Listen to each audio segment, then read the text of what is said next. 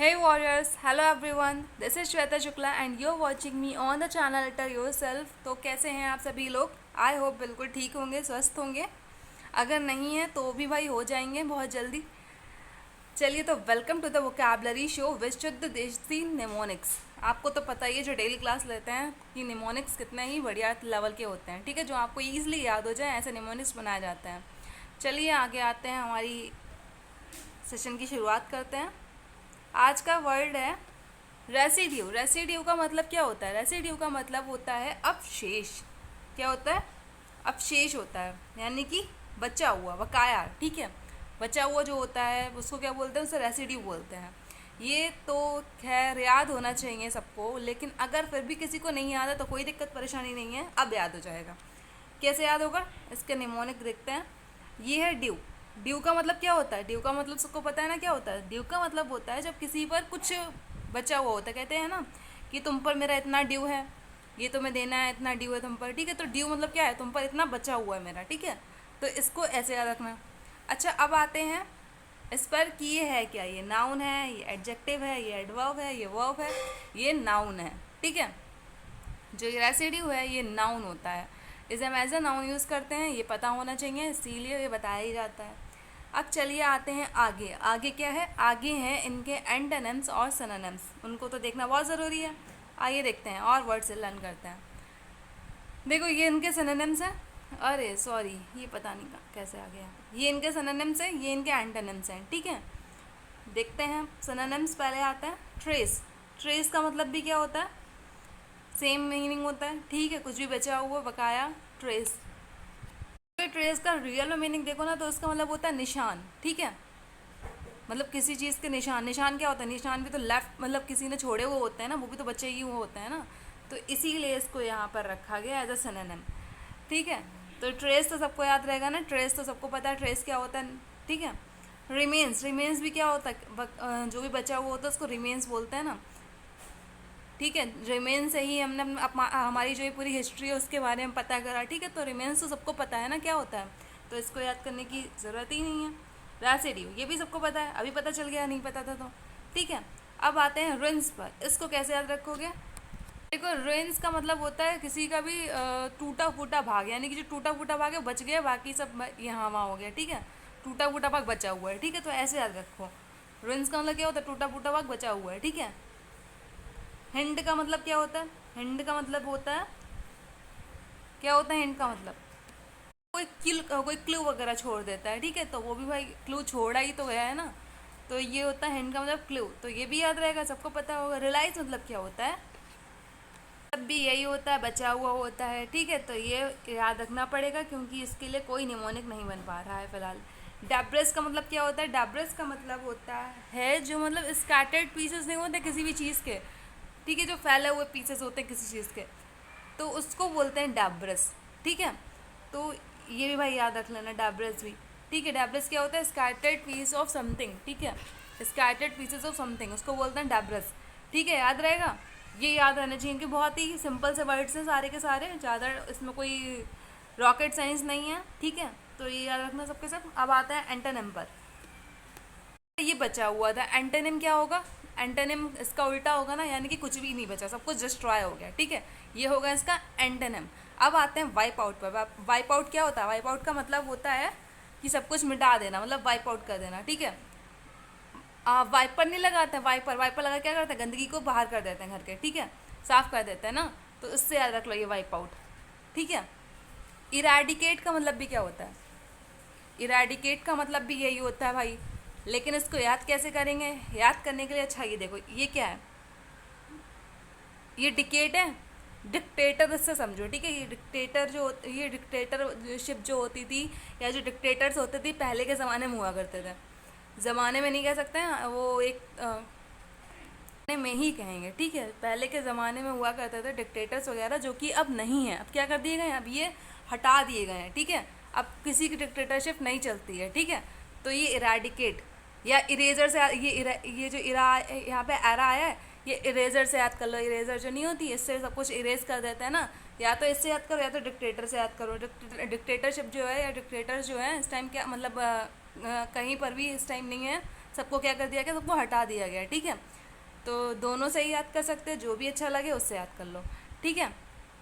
जो भी आपको कंफर्टेबल लगे उसे याद करो। अब आते हैं आगे एनिहिलेट पर। मतलब तो इसका भी सेम होता है, लेकिन बात आती है आप लोग इसे याद कैसे करेंगे।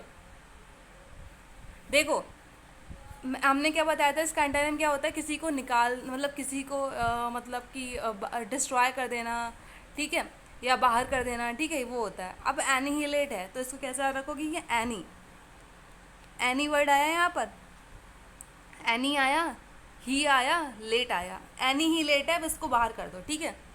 अब इसको पार्टी से आउट कर दो, एनी ही लेट है ना, अब इसको क्या नाम है, इसको मतलब पार्टी से आउट कर दो, ठीक है।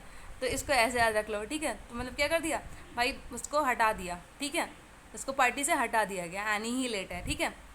तो इसको ऐसे याद रख लो। डिस्ट्रॉय का मतलब तो सबको पता होता है, डिस्ट्रॉय का मतलब क्या होता है, इसका तो मतलब होता ही किसी चीज़ को नष्ट कर देना। डिप्लीट का मतलब भी सबको पता है कि क्या होता है, इसका मतलब भी होता है किसी भी चीज़ को नष्ट कर देने को डिप्लीट बोलते हैं, ठीक है, मतलब हटा देने को या कुछ भी, ठीक है।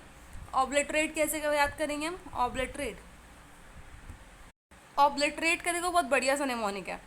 ये क्या है, ये ऑब्लिगेशन आ रहा है, ऑब्ली से ऑब्लिगेशन, ये लिटरेट आया।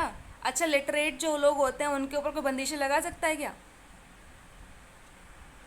जो ऑब्लिगेशंस थी लिटरेट पर वो उसने क्या कर दी, वो उसने हटा दी, ठीक है। तो जो ऑब्लिगेशंस थी लिटरेट पर वो उसने क्या कर दी, वो उसने हटा दी, याद रहेगा ये। ऑब्लिगेशन ऑब्लिटरेट कैसे याद रहेगा, जो ऑब्लिगेशन थी लिटरेट पर वो उसने हटा दी। देखो ये निमोनिक्स आपको याद रखने पड़ेंगे। अब पीडीएफ में ये निमोनिक्स डालना तो पॉसिबल नहीं है ना, तो ये निमोनिक्स भाई याद रखना। बाकी पीडीएफ आपको प्रोवाइड कर दी जाती है, आपको क्या करना होता है, आपको बस एक बार रिवाइज करना होता है। बाकी जो निमोनिक्स यहाँ बताया जाता है, अगर यहाँ ध्यान से सुन रहे हो तो बस एक बार पढ़ने के बाद मुझे नहीं लगता आपको दोबारा पढ़ने की आवश्यकता है, ठीक है। अब एक दो बार पढ़ लोगे दोबारा तो कुछ नहीं जाता है, वरना आवश्यकता तो नहीं है। चलो इफेसमेंट पे आ जाओ। इफेसमेंट का मतलब क्या होता है, इसका मतलब भी होता है वही भाई, डिस्ट्रॉय कर देना या वाइप आउट कर देना। कैसे याद रखेंगे आप लोग इसको, इफेस वर्ड है ये, इफेस, इसका मतलब ये होता है इरेज करना, ठीक है। तो ये उससे ही याद रख लो कि इफेसमेंट का मतलब क्या होता है भाई, कि सब कुछ इरेज कर देना, डिस्ट्रॉय कर देना, ठीक है। तो ये इफेसमेंट हो गया।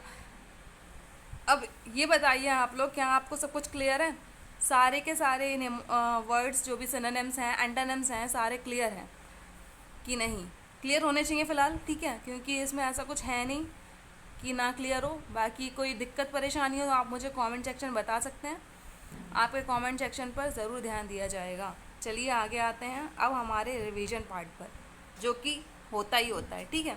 जो भी मैंने पहले पढ़ाया है उसका क्या करेंगे, हम यहाँ पर रिवीजन करेंगे। ये मैंने बहुत पहले पढ़ाए थे वर्ड, शायद आप लोगों को याद हो, याद तो होने चाहिए। खैर, अम्ब्रेज, इनरेज, आउटरेज, ये बीच में ही पढ़ाया था एक बार। क्या होता है इसका मतलब, इसका मतलब होता है, मैंने क्या बताया था, रेज का मतलब ही होता है एंगर से रिलेटेड। तो इसका मतलब क्या हो गया, इसका मतलब हो गया एंगर से रिलेटेड। अम्ब्रेज हो गया, इनरेज हो गया, आउटरेज हो गया, तीनों का मतलब क्या होता है, तीनों का मतलब होता है गुस्सा, ठीक है। किसी को गुस्सा आ जाता है भाई, तो इसके लिए ये वर्ड्स का इस्तेमाल करा जाता है। लैरेज का मतलब क्या हो गया, इसका मतलब हो गया स्लॉटर हाउस। क्या बताया था, क्या बताया था मैंने, स्लॉटर हाउस क्या होता है, स्लॉटर हाउस होता है, it is a type of house, ठीक है, जहाँ पर क्या होता है, animals are kept for the purpose of sale, जहाँ पर सेलिंग के पर्पस से क्या जो एनिमल्स वगैरह हैं रखे जाते हैं उसको बोलते हैं स्लॉटर हाउस, ठीक है।